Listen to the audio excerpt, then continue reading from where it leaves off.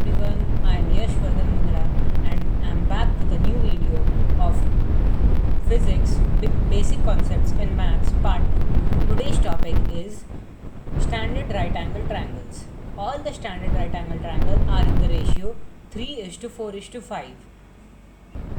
Its hypotenuse is 5, perpendicular is 3 and base is 4.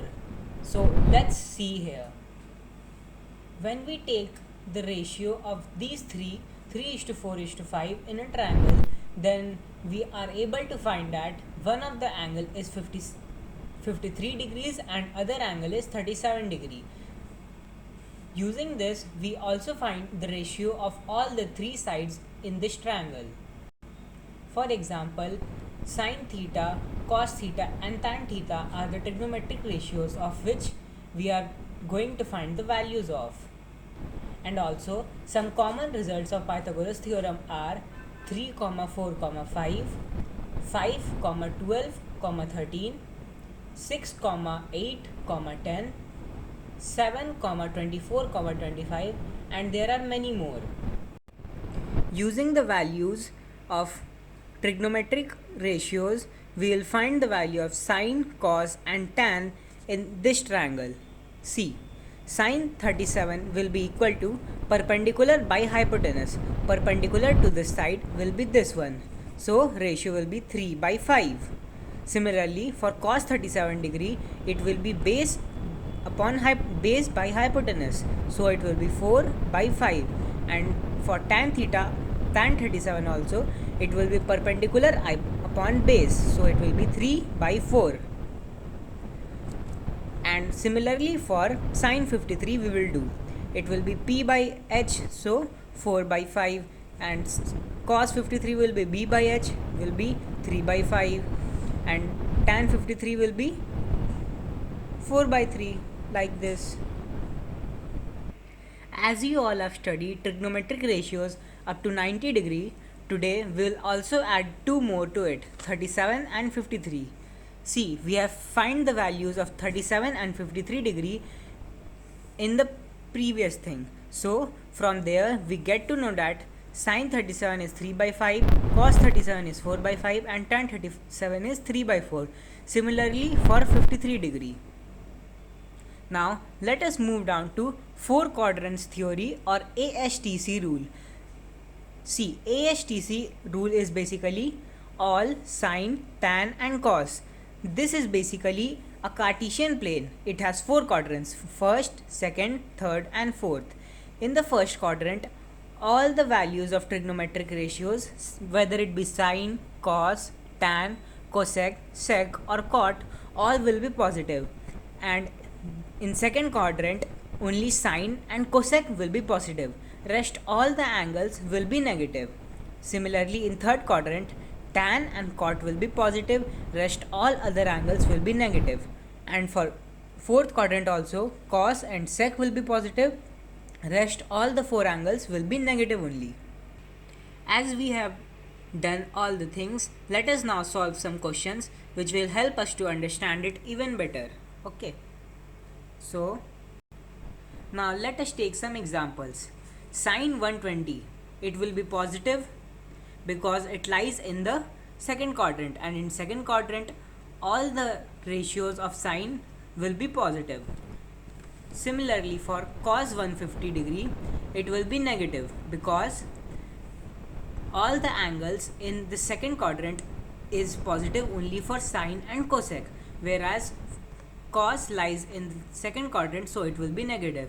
And similarly for all these angles. Now, there are some steps we must remember while calculating trigonometric ratios. See, by 10 class, we calculate the trigonometric ratios of some standard angles, which is up to 90 degree only. But from class 11, we have to calculate the values of angles which is above 90 degree. It can even exceed 360 degree. So, here are some rules.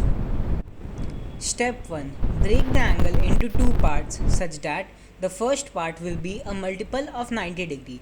90 degree, 180, 270 and 360. Then second part is the second angle must be an acute angle. Step 2. Check the quadrant for the given angle in T ratio. Basically, the graph which we studied about all sine, tan and cos, and check it in which quadrant does it lies. Step 3 is for 90 plus minus theta or 270 plus minus theta, that is an odd multiple of 90 degree.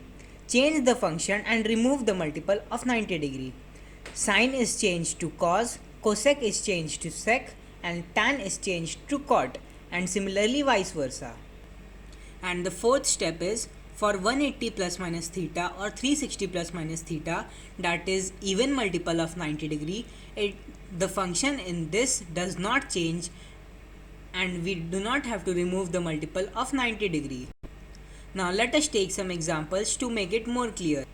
For example, we have taken here sine 120 degree. So first we'll check that in which quadrant does it lies.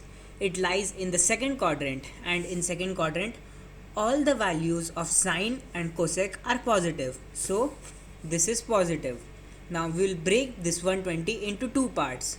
So here I have broken it, sine 90 degree plus 130 degree. We can even break it in different form, which is sine 180 degree minus 60 degree. So we can do it in both the ways, but I have taken this here.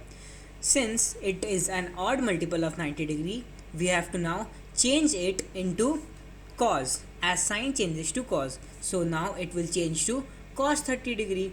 Now positive cos 30 degree value is, we all know, root 3 by 2. So sine 120 degree value is root 3 by 2. Simple.